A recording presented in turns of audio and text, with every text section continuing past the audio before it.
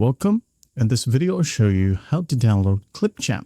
Alright, for Windows 11 users, Clipchamp is already in there in your system. Alright, just go ahead and use the search bar and you'll find Clipchamp right here when you type in Clipchamp. Alright, as you can see here, Microsoft Clipchamp is ready for use. Now, if you're using Windows 10 or if your Windows 11 somehow doesn't have Clipchamp, just go ahead over to your search bar again and type in Microsoft Store. Alright, Microsoft Store right here, click on it and wait for it to load. Now once it loads, it is required to log in. Just make sure that you're logged in right here at the top right. Alright, once that's done, go ahead over to the search function right here and just type in Clipchamp. Alright, once done, just hit on enter and wait for the store to load again.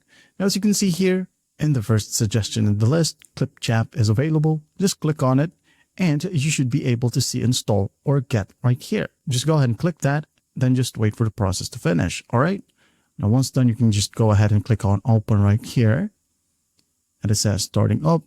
Just simply wait for it to load. All right. Follow the simple prompts and it will land you to this specific page. All right. And there you have it.